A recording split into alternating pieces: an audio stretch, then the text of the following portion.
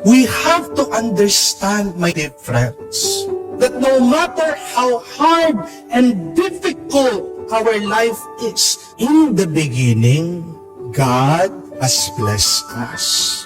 God trusts in you. The Lord believes in you.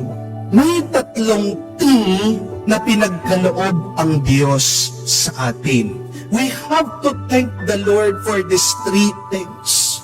Time, treasure, and His trust. Time, our life here on earth.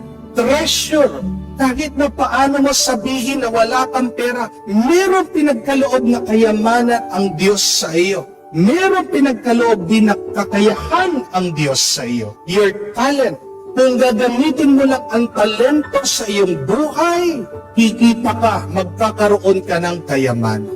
Ang third is trust. Hindi ka pinagkalooban ng buhay ng Diyos dito sa mundo kung hindi siya naniniwala sa iyo. Ikaw lang naman yung minsan hindi naniniwala sa iyong sarili. Hindi po ba? But the mere fact that you are alive, breathing here on earth, what does that mean? The Lord trusts you. The Lord believes in you.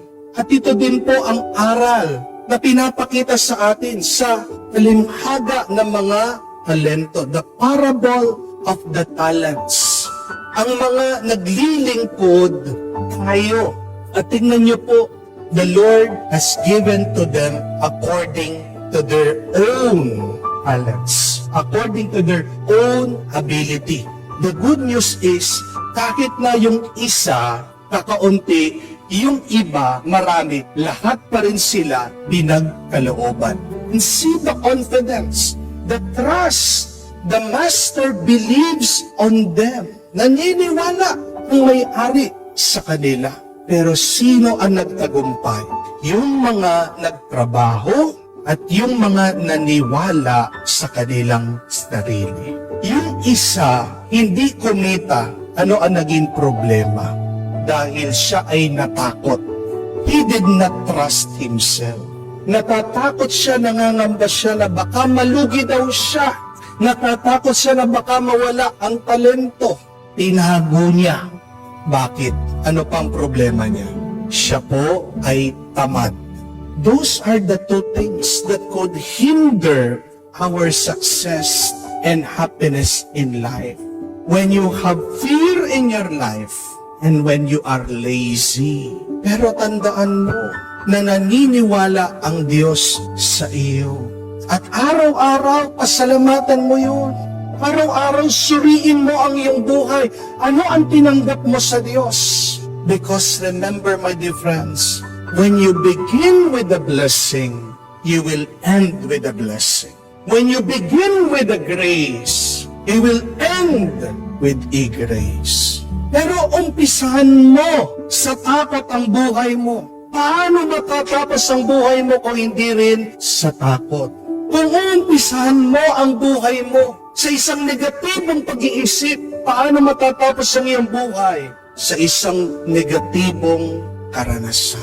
My dear friends, whatever you are experiencing now in your life, no matter how hard and difficult it is, nawawalan ka man ng pag-asa, nanghihina ka, napapagod ka, nasasaktan ka, gusto mo nang sumuko, nalulungkot ka, nadidepress ka, naliligaw ka, nag-aalala ka, umpisahan mo palagi sa pasasalamat sa Diyos.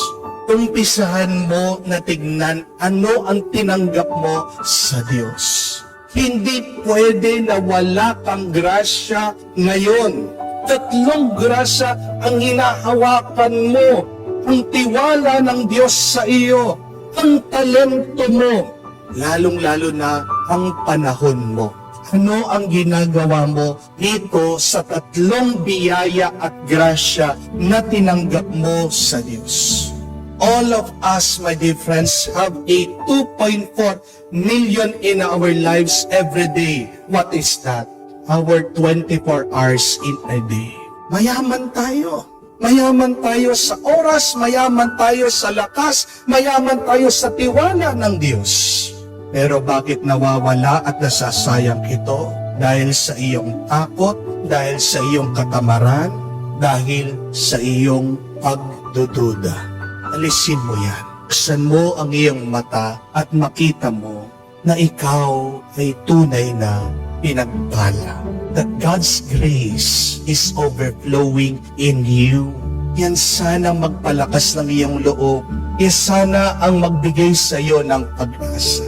Yan sana magtulak sa iyo na mabuhay at kamtan mo ang iyong mga panaginip at pangarap araw-araw.